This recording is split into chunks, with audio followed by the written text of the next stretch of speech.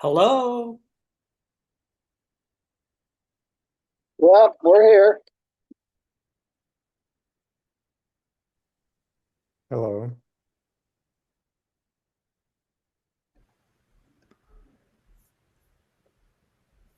There's John.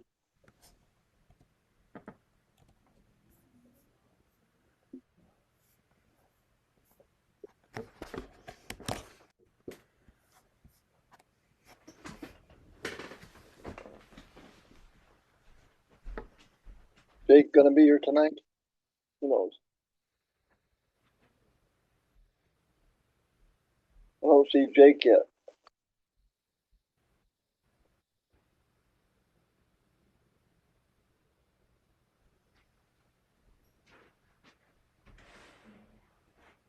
Yeah, I'm gonna close the door.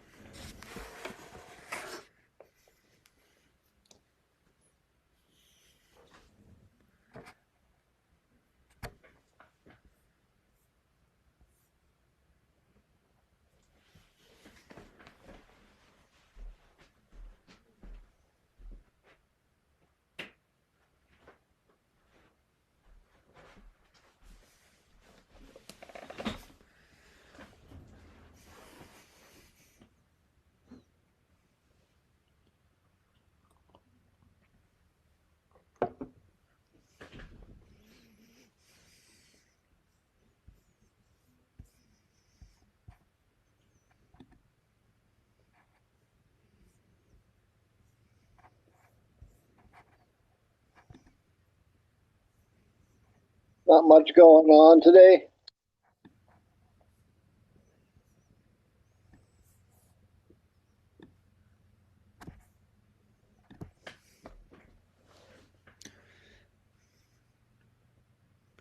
Not with me. Not with you. Oh, Dave was taking up having to take our dog to the vet. That was about the biggest thing. So that's about it. Well, the highlight of the day, huh? Yeah, yeah. It has this problem with her knee. It's been injured, so it's probably going to require surgery. So she's down in Clackamas. There's a specialty clinic down there that. So talking to the orthopedic surgeon about that. So yeah, so that was a big deal. But that was about the biggest excitement of the day for me. Oh yeah. We get it, put a cast on it for a while it heals. Oh no, no, they'll do the surgery and then they actually just sort of put um, a tight bandage kind of thing. They want it to get completely left in one position. It needs to move around. So Oh, anyhow, we'll see how this goes. So, what kind of dog is it? oh, it's a miniature poodle, Oh, all okay. of about 15 pounds. But she injured it. She had this problem from birth with the kneecaps. This thing called medial patellar subluxation, and so it's one of these things. But anyhow, so who went to the treasure hunt? Not me. I didn't get there. Neither did I. Well, I was there, but I didn't see anybody else who's on the call here. I was going to wait until a few more people showed up to talk about it, but Okay, that's fine. That it it was quite a mess, I have to say. Um, That's what they were saying. Yeah, it was a big mess to I mean, if dive. we, had to rate them, I think, it gets the messiest ever. Um, and I've seen some really. There was one in Cedar Hills about, I don't know, 4 or 5 months ago, and that one was kind of messy. But the problem with that one was the roof was leaking, and so it was smelly. When this place didn't have that problem specifically, but stuff was piled up, and you know, they had come in. They said they couldn't get in the house because stuff was piled up to the ceiling, which I don't know how that happened, and I don't know if the guy was living there or what. But when they came in, then they took all that stuff that was, to get in the front door and threw it out in the garage and piled it up out there. And so there was like a mattress in the middle of that, and the back room had like a machine shop. Hmm. Um, and I don't know how, they got those tools in there. Some of them are really big lathes, and I don't know much about that kind of stuff. Hmm. But there was still metal shards on the floor from the tools where they'd been cutting, or somebody been cutting metal and stuff. So there was that kind of stuff. There was a fair number of radios, but almost nothing was complete. And it was underneath. I mean, people got some tube testers, and there was a fair amount of Atwater Kent stuff, which was all beat up and incomplete. Um, the real surprise for me came at the end when the wife of the son, so the son, his father was deceased, and I think he'd been living there. I don't know. And his wife said, "Oh, did anybody go look in the carport? Because you had to go around the house to get to the carport." And we're like, "No." So I'm walking around back there with her, and she says, "Oh, because we've got two complete Crosley cars back there." And of course, I have like three Crosleys, and so they got back there, and they're all disassembled. And actually, it's one Crosley and one King Midget, if you've ever heard of those, Oh. um, which was a kit car made from the 50s through the early 70s or something that had like a Wisconsin air-cooled engine in the back of it. Hmm. And so you could see the engine there.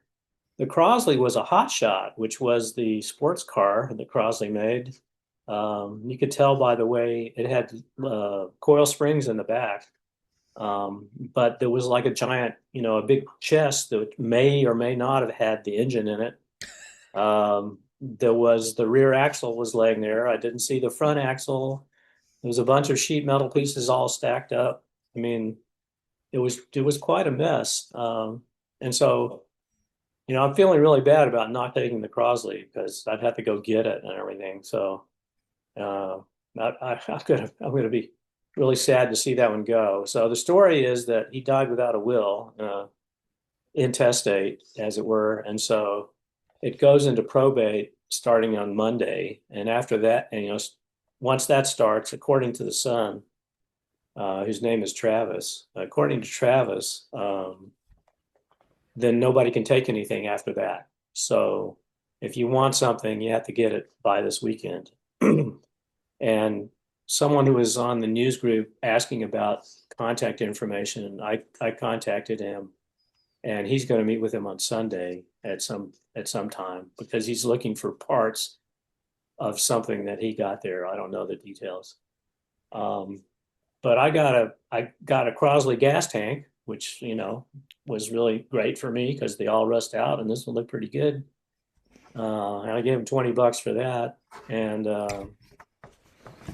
there was this box that said on the top on the cardboard lid on the top it said RAF period RAD period, and so I opened it up, and it had one of the Westinghouse refrigerator radios disassembled in it, all wrapped in a bunch of different newspaper and stuff. And it had just been painted, and it included in the box the spray can that he had painted it with. Um, but he had wrapped up the newspaper before the paint dried. And so here's one of the sides. Now, apparently the blue stuff was actually intentional. It was originally dark green, so he painted it. But then this white stuff, that's where the newspaper stuck to the paint. And in fact, it was complete. There's a little plastic bag with the feet on it, and the knobs are there, but it's missing the handle. And I went back and looked through because it was had a bunch of wadded up newspaper. I went to, just a while ago and got on my recycling to see if I'd thrown away the handle as part of the wads of paper, and I had not. So apparently, it's without the handle, but it had the little brass screws though on the side, and the knobs and stuff. So for free, that was a good deal. Um, this was a tube somebody just handed me. It's a 227 RCA UY 227. Looks okay. I don't know. Most of the Atwater Kents had the tubes in them. But I mean, I've never seen such a pile of stuff in all my days. We went to a guy in Southeast Hillsboro a few months ago, and he was a computer guy. And, he had reams of stuff, but it was all clean and, in bookshelves and like that and piled up. At least the piles were organized and stuff. But this, I mean, there was trash everywhere. And I said to them, if you'd brought a dumpster, we would have helped you, uncover stuff. We would have someplace to put this stuff. And they said, oh, we've already hauled like 3 trailers worth of trash away and stuff like that. So I don't know. It was pretty interesting. And as usual, when you go to these things, you say, well, what's going to happen to my stuff? And so there's always that motivation, to get rid of some things after you see how things turn out. But the Crosleys, it's breaking my heart to let, especially the hot shot go.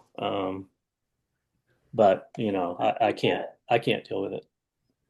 I don't even know if it's all there. I mean, I didn't see the front axle. I didn't see any wheels or tires. There's just piles of sheet metal and stuff. I took some pictures, but you can't tell anything from that.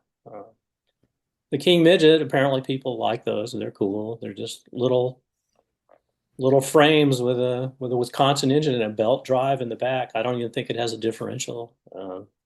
It's like a toy car, but it's like an 18 horsepower Wisconsin sitting on the back axle somehow.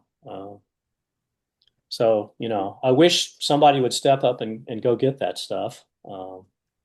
But when the probate people take it, they're going to hire somebody and it's going to all go to metal recycling or the dump or, junk haulers, whoever does that stuff, whatever they do with all that stuff, they're not going to spend any time with it. I'm sure because they just take their money and go. If there's anything survives that's useful, it's hard to say. So, God, you into that classic car group. Would they want anything like that? well, I don't know how to get in touch with anybody. I mean, I put something on my Crosley group chat board, but the Crosley people aren't very active in Oregon. Crosleys were pretty big in the Midwest, but they weren't that big on the West Coast, I don't think. The club has like 700 members in the whole country. And the last time I saw, there were like 20 in the Northwest, 20 members in the Northwest, and maybe 50 in California or something. So it's a pretty small group. I mean, unlike Porsches, the Crosleys aren't worth anything. Uh, you know, so you can, spend $20,000 restoring one, and then you'll have a $5,000 car. So Yeah. it's a kind of one of those things. But should you send them photos of your Crosleys? Yeah, well, uh, two of them are not in very good shape, but one of them is a little truck, and it's kind of cool. But somebody else restored that, and I bought it. Um, so that's about it. It's in a trailer park, and that was the thing I thought was really strange about the metal working equipment is, mobile homes aren't known for having floors that can support, 800-pound pieces of equipment. So I don't know if he put something under there to keep them from falling through the floor or what. It was kind of a mystery. But Maybe extra blocking. Yeah, I mean, you'd have to. I mean, those are 1,000 pound machines back there. They were big. I don't know anything about them. There was a lathe and some kind of milling machine and some stuff. And that room, at least you could see the floor. It had metal shavings all over it, but the rest of the house, you couldn't even get near the floor. There was just piles of stuff. So it was pretty sad. Um, some people found a few good things. I mean, our uh, our tube tester guy, Dave Pitterbecky, got probably 4 or 5 testers, and there was books that went with them. There was some writer's manuals, but nobody wanted them. I got writer's number 5 because I knew that was a good one to have, and it was in pretty good condition. But there was another half a dozen writers that just stayed there. Um, it seemed to be mostly Atwater Kent, but there was some. There was like fishing rods, and he had also had guns, so there were gun stocks around, just wooden pieces of gun, that went pieces that went with guns. I got a little cylinder full of Daisy BBs, that were just laying there that had never been opened. Oh, I remember these when I was a kid. So it was a weird assortment of stuff. I wish I could find Writers 23. That one's pretty unusual because they were going out of business, and so they didn't do a full run, as I understand it. And they're going out of business because Sam's was eating their lunch, Yeah, basically, in a big way, because Sam's had that standardized format, and then they got monthly subscriptions from the shops. Whereas I don't know how writers did that, but they only issued one a year, and they really were just reproducing the documents from the manufacturer without doing any value added. Although in the right. last from like 19 to 22 or 23 or whatever, they did a thing they called clarified schematics, which actually made things a lot less clear to me. Uh, so they were trying to compete, but they didn't. So I'm not sure exactly what year they went out of business. That would have been 53 or 54. Typically, those manuals are 30 plus the manual year, uh, approximately anyway. Uh, Seen a couple of them for sale, and they wanted an arm and a leg for them. yeah, well, they would. Now that you can get everything online, I think the attraction for having them is that you can the quality is better. Some of the online scans you can't read very well. If you have an actual paper copy yourself, then they're somewhat more legible, at least in my experience. And then Yeah, then I've you can got make your own copies, and then you can mark on them and stuff like that. When you're working on something. what I do. Yeah. I've got a DVD of writer's manuals. Some of them are okay. Some of them are real blurry. You can't see them. Depends on what kind of job the guy did that was putting them on the DVD. Yeah, and some of them are easier to read, from the manufacturer than they were. So the copy is one thing, but then also what the original. It's like some of the scribblings on an old Philco schematic are really hard to decipher. Right? There's hand drawn things and all that.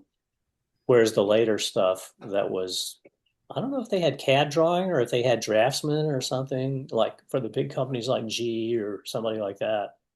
They're pretty easy to read as they, as the later years came around. Yeah, Anyway, like say the Sam's ones are real clear, and I've got Sam's from number one through whatever, so it probably covers a lot of the ones that are in Writers 23. yeah, because Sam's, they actually bought the sets and took pictures of them, and then they put the schematics in a standardized format, so they were easy to read. That was a lot of value added for a Mm. service guy, right? And so they figured it out. And now, if you go to the Sam site and you want one of their things, I forget how much it was the last time I saw. It was like $30 or something for one but you can get most everything online anyway. So Or you can give me a call and I can send you a copy. right, right. They're especially to us in the club. I used to get them from the library years ago, Yeah. um, and they would at Multnomah they would go downstairs and bring them up for you. That was kind Well, of fun. there's a few of us that got Sam's photo box. Yeah, I think Mike McCrow has a pretty good set too. So I've sent him or Farabee a yeah, copy in that he didn't have. so yeah. Anyway, the good thing about this is it has the label inside. So it says it's H124, which means it was dark green. So he wasn't changing the color; he just was changing the motif, I think. Yeah. With the newspaper. Yeah, and then the newspaper was an added bonus. So What was he trying to repair something there with those spots? no, I think it's an art monument. I really do. I mean, Huh? it's like he took a brush or a sponge or something and put it on there, and then moved it, wiped it as you pull it up. I don't know what the Okay, well, person. I don't know what the person was thinking who did this. But also his spray his rattle can technique is not very good. And there's a lot of drips. Um, like I say, it came with the can, which I thought was amusing. Myron. Yes. Um, Back in the day, I think Franklin had some part sets. You might see if he has a spare handle. Yeah, because they were specific to the color, right? Oh, were they? Okay. Well, Yeah, anyway, it's worth a call. yeah. There's either four or five colors, and strangely, they put a different model number on each color. So if you have the label, you know what color it was originally. There's the unpainted one, there's an ivory one, and there's a light green one and a dark green one, and there may be a red one I've heard, but that might be something someone did. Well, Uh, you might see which handle he has and then repaint it to the right color to match the handle, huh? that's not a bad idea. But the things they did for the color, there was a pilot light in the middle, and the pilot light had a different color based on the color of the set. And of course, the knobs and the handle were all different colors for each set. I think there might have been some exceptions, like they might have used the natural knob on the ivory radio or something like that. But otherwise, they were generally different for every one, and the pilot light being a different color. The lens on top of the pilot light was kind of an interesting tweak. Uh, but yeah, it's frustrating because, like I say, it had all the parts. It's like all the little brass screws on the end, and it had a plastic bag with the little feet that go on the thing that you always lose because that's what holds the chassis in. And of course, it had the speaker grill cloth, but there'd been some mice in there, so the speaker grill cloth was gone, and there was a whole bunch of red beans that the mice had brought into the box. It's the usual thing, but it wasn't like they had. It might have been a squirrel or something because there wasn't any urine or anything like that. So, um, but yeah, so it was quite an experience, I have to say. But I don't know if we have to start ranking these or not. There's one in Cedar Hills. Yeah, the one in Cedar Hill because of the smell was definitely the worst. Another interesting part about that was they hadn't cut the backyard for a few years, and so you couldn't get out the back door um, because the vines and the bushes had grown up all the way onto the sliding door in the back. well, that's the one I'm thinking of. Yeah, Cedar Hills. I think that must be the one. There were still some good radios there. I mean, there's some. Yeah, that's what I mean. They had some pretty good sets. So the smell was the off-putting thing, Yeah. but there were quite a few radios there, and they in general were intact and not beat up or Right. anything. Yeah. There were some good sets there. So, I think this most recent Saturday gets the award for being the worst. The risk reward ratio was rather high. Is that the one they advertised to bring gloves and a mask? Oh Well, yeah, and a flashlight too. right? Yeah, for And sure. your tetanus vaccinations are up to date and all that. Yeah, yeah, for sure, for sure. Yeah, the metal shards in the metalworking room were somewhat surprising, I guess, but there hadn't been any, animals in there or anything like that. I mean, they might have had, mice or rats or something, but um, no like, domestic animals to mess things up, as far as I know. So it wasn't disgusting, except for the fact that there was just so much trash and piles of stuff that you really didn't know, if you were gonna.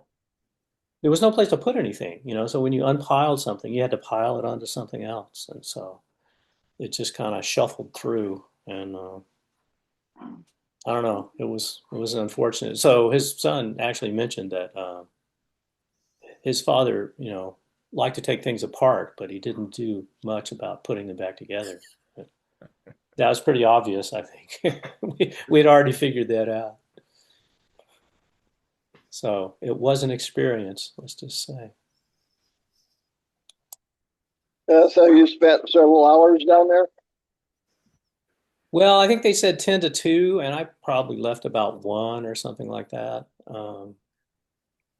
I was proud of my Crosley gas tank, and the refrigerator radio was kind of a bonus, but I picked up one of the Atwater Kents because it had the tubes and the chassis, but all the dials across the front were missing.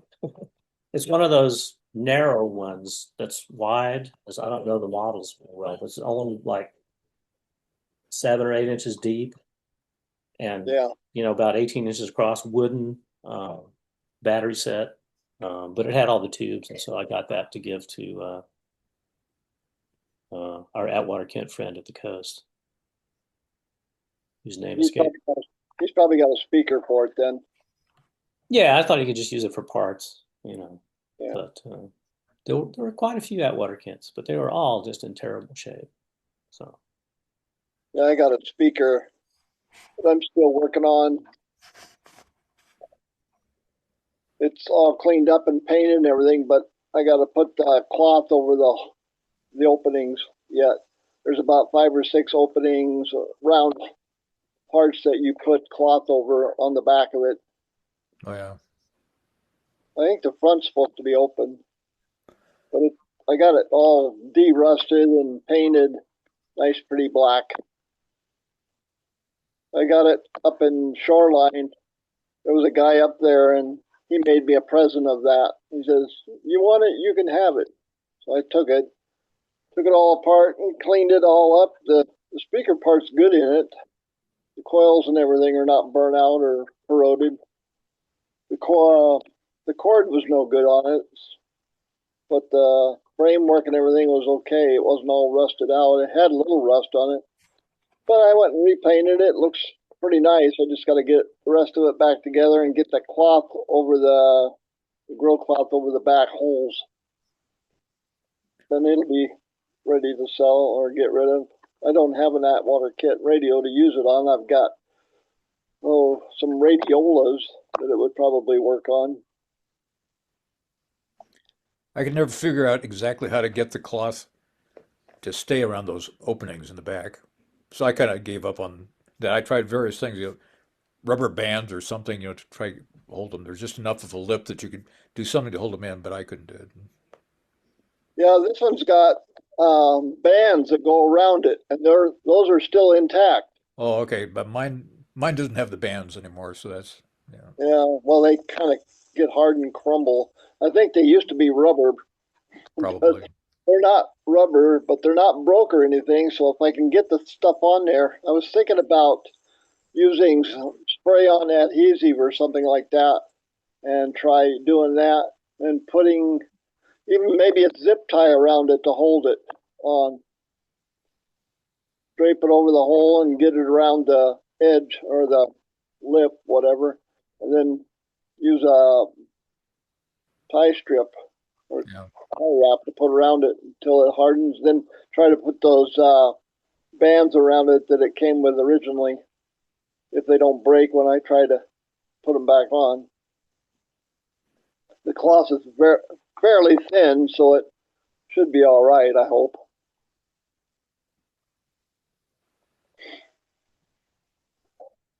So you have the rest of that refrigerator radio part, Myron? Uh, well, it came with everything except for the handle. So it has the chassis, which was unmolested, and the mice didn't get into it. And it has the antenna. Oh, It has the brass part that goes in the middle. Um, like I say, it was and all the tubes, the didn't even, knobs. didn't eat the wiring. That's unusual. No, no, that's what I mean. I think it might have been a squirrel that hoarded beans in there, Oh, or because it was just like probably a half a cup or three-quarters of a cup of red beans, and they were all wow. intact, and nobody had eaten them or anything. So I don't. It's not like a mouse, with all that fuzzy stuff, and I've seen enough mouse stuff. So I think, Yeah, there would have been mouse turds and urine on it. yeah, yeah. So Sure. I think it was a squirrel that put some stuff in there, um, but it I didn't think do any damage, so that was nice. you took their winter supply of food. Yeah, they forgot where they left it. That's what happens with our squirrels. They plant oak, nuts and everything, and then in the spring there's an oak sprouts out of the flower pot, because they don't come back to get it. Yeah, we've got an oak tree coming out of our rhododendron plant out in the front yard. And they have such a deep root that it's hard to pull them up. And so if you cut them off, then they keep sprouting back. It's Yeah, kind of a problem. yeah, we got lots of gray squirrels. But that's how the oak trees survive the summer here, is because they have a really, even when they're like 6 inches above the ground, they have like a 9 or 10 inch root on them. So Yeah, they're hard to pull up.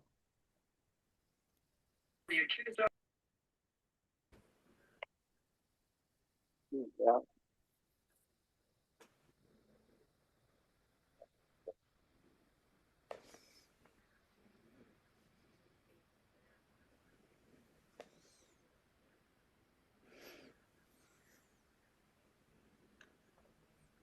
Yeah, that story reminds me of with the beans there. We had a cat at one time that we had one of these feeder things that you could put all the kibbles into, and they'd come in and get it and leave it. Just kind of we could leave her be gone for several days, and she'd go in and out of the little doggy door kind of thing. And we came back one time, and all the kibbles were gone. It was like, well, that's hard to believe that she would have gone through all those kibbles. And then, you know, shortly thereafter, I had to take my Jeep. I had an old XJ and 96 Jeep that I kept outside during the winter and use it when it was snowing and so forth. I took it down to get the oil changed, and the technician comes in. He says, "I want you. You got to see this." So I went in there, opened up the thing where they put where the air filter sits. It's all filled with kibbles. That obviously and it must have been like you say, a squirrel because but it was just they took every one of those kibbles out and then put them into the place where the air filter was. It was The just housing, yeah. yeah, it was just like I'm trying to think, and there was like a lot. I was thinking about how many trips did it take to get all the stuff in there. It's, They have a hoarding thing about food, yeah. yeah, it's really amazing.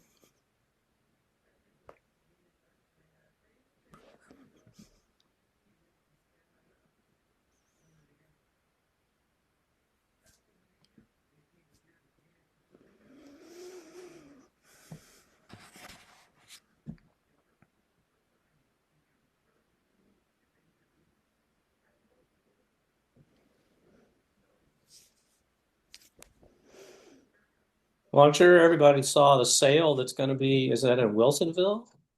Uh, I forget if it's the 28th of February that Dick Carmen is handling. Oh, Yeah, I've seen that on there. Sounds about right. 28th. Yeah, I think that's right, but I'm sure everybody saw that. Oh no, the 28th is No, the that, sale at the yep, club. right. That's right. Yeah, that's club. Um, After the for memorial service. for Mr. Deal Snyder, yes, Yeah. yes. And so I forget when the Dick Carmen thing was. It's some Saturday. I forget if it's might even be the first week of March, but it's not on the 28th, obviously. Let's see. February 7th. Oh, it's next week. Wow. Oh, Sounded like that guy was an interesting fellow.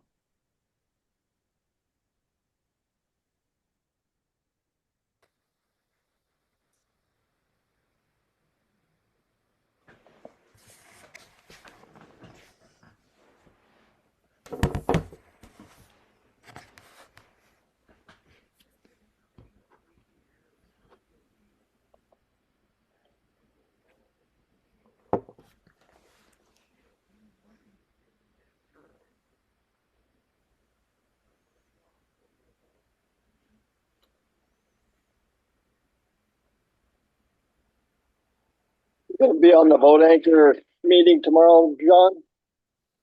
No, I didn't know about that. They changed it to tomorrow. Well, I'm not aware of the boat anchor thing. What's that all about? That's about our big old Oh, boat I anchor. know. No, I know what it is, but I didn't know there was a group specifically for that. Yeah, Julia has it on Oh, once a month. Once a month. is that right? Okay. Yeah, so that's tomorrow night. But it's just 7. through Passara? Yes. Okay. Yeah, you go to that website and you'll be on there. They'll Okay. get it.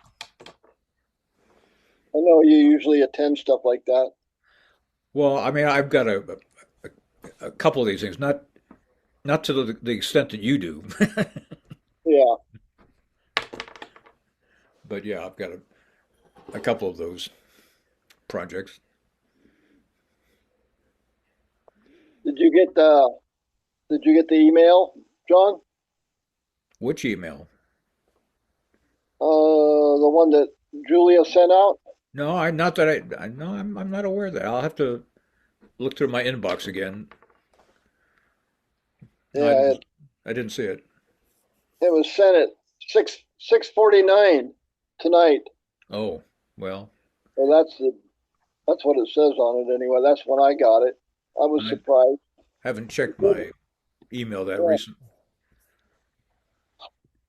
the original one was. Then there's a Monday night vintage audio equipment on Zoom at 7 on the 2nd of February. I usually get emails from both clubs, and you should too. Well, you know, I should, but I'm not sure I see anything. So, okay, well, I'll look into that. See, I don't know. I don't have your email, or I could send it to you. I think, don't I have your email? It seems to me I think you do. I'm, yeah, LarryGD7 at gmail.com, right? Correct. Okay. I don't have your email. Yeah. Send me an email with your address, and I can send you this for Okay. tomorrow. It has the link and everything on it.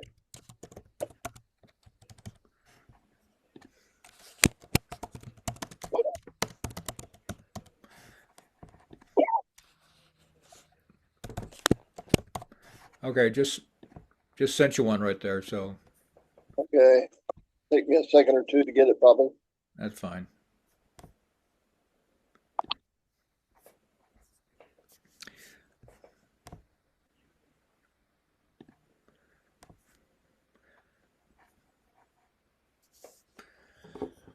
Well, anybody have anything else?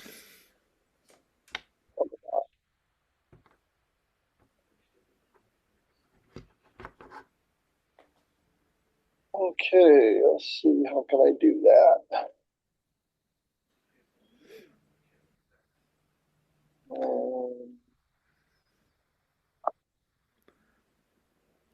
Should just be able to copy my email address.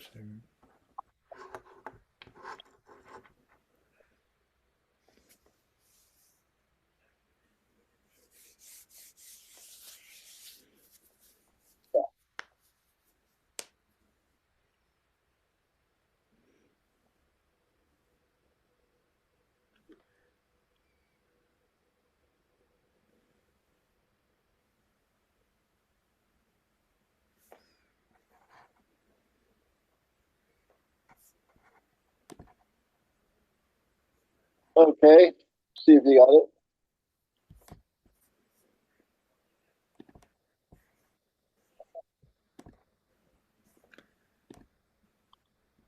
Yep, came in.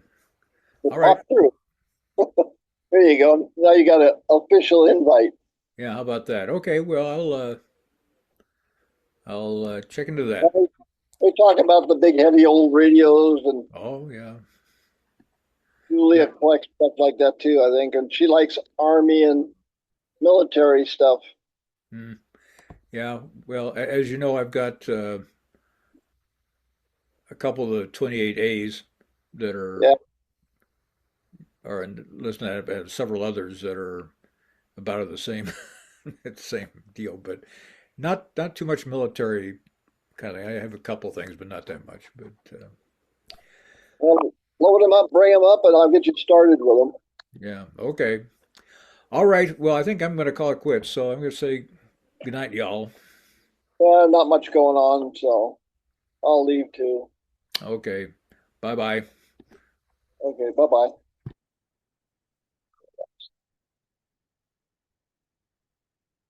There was a few people, but they didn't say